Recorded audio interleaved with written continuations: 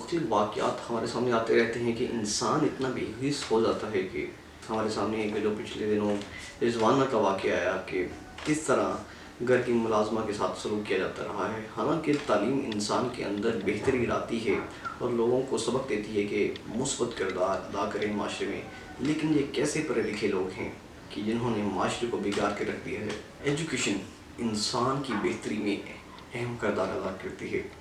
میں سری لنکا کی مثال آپ کے سامنے رکھتا ہوں کہ سری لنکا میں انفلیشن آئی، اکنامیکل ڈسٹرکشنز ہوئے، مختلف قسم کی مشکلات کا سامنا کرنا پڑا، لیکن ایجوکیشن ہی کی وجہ سے وہ معاشرہ یکجان رہا اور ایک متحد ہو کے چلتا رہا. اور آج ہم دیکھ رہے ہیں کہ وہ دوبارہ اپنے پاؤں پر کھڑا ہو رہا ہے. حالانکہ وہ مختلف قسم کی مشکلات کا سامنا کر رہے تھے، لیکن ایجوکیشن نے، تعلیم نے ان کے اندر فسادات کی آگ، ٹیررزم کو ہوا نہیں دیا اور انہوں نے اپنے معاملات کو بہت ہی پرخلوص طریقے سے حل کرنے کی کوشش کی اور وہ کامیاب ہو رہے ہیں.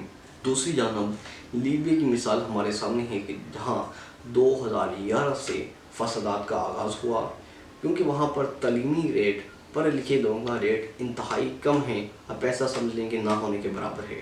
اور یہی وجہ ہے کہ جب وہاں پر انفلیشن شروع ہوئی، یہاں پر اکنامیکل ڈسٹرکشن شروع ہوئے، تو لوگوں نے آپس میں لڑنا جھگڑنا شروع کر دیا. 2011 سے وہاں پر فسادات شروع ہوئے. جیسے ہی غدافی کا قتل ہوا، جو وہاں کے حکمران تھے، جو پچھلے 42 سال سے 42 ایئر سے حکومت کر رہے تھے، تو لوگوں نے ایک دوسرے کو قتل کرنا شروع کر دیا، کیونکہ وہاں پر جہالت تھی. اور ان جہالت کا فائدہ اٹھاتے ہوئے مختلف قسم کے گروہوں نے آپس میں ایک دوسرے کو قتل کرنا شروع کر دیا. قتل غارت کا آغاز ہو گیا. کس کی وجہ سے؟ جہالت کی وجہ سے. ان دو ممالک کی مثال سے ہم سمجھتے ہیں کہ تعلیم انسان کے اندر کس طرح بہتری آتی ہے، اور دونوں ممالک نے کس طرح کی مشکلات کا سامنا کیا. اور جو تعلیم یافتہ معاشرہ تھا سری لنکا، انہوں نے ان مشکلات کو کس طرح برداشت کیا، بردباری کا مظاہرہ کیا اور واپس کامیابی کی طرف گامزن ہو گئے. اور دوسری طرف لیبیا تھا، لیبیا ہے جو مختلف مشکلات کا سامنا کر رہا تھا، کر رہا ہے اور کرتا ہی رہے گا، کیونکہ وہاں پر تعلیمی ریشو نہ ہونے کے برابر ہے. اب ہم مثال لیتے ہیں کہ پاکستان کی. پاکستان کے اندر بہت ساری مثالیں نکل کر سامنے آتی ہیں کہ اکثر پڑھے لکھے طبقے اور ہائی لیول سیٹس پر بیٹھے ہوئے لوگ، مریم کی مثال، زہرا کی اور اب جو رضوانہ کی مثال ہمارے سامنے ہے کہ پڑھے لکھے طبقے کے گھروں کے اندر ان کے ساتھ ایسے سلوک رواج رکھے جاتے ہیں. اگر تعلیم بہترین کردار ادا کرتی ہے تو ان لوگوں کے اندر بہتری کیوں نہیں آئی؟ ان لوگوں کے اندر دوسرے کو برداشت کرنے کا، دوسرے کے ساتھ محبت سے چلنے کا رویہ کیوں نہیں اختیار ہوا؟ اس کا سمپل جواب یہ ہے کہ تعلیم انسان کو بہتر تو بناتی ہے، لیکن جب انسان خود ہی بہتری کی طرف گامزن نہ ہونا چاہے، جب بے حس انسان کے ہاتھ میں تھوڑی سی پاور آ جائے، تھوڑی سی طاقت آ جائے، تو وہ اپنے آپ کو خدا، اپنے آپ کو فرعون سمجھنے لگتا ہے اور ایسا ماننے لگتا ہے کہ ساری دنیا اسی کی انگلیوں پر چل رہی ہے. بالکل ایسا ہی ہے.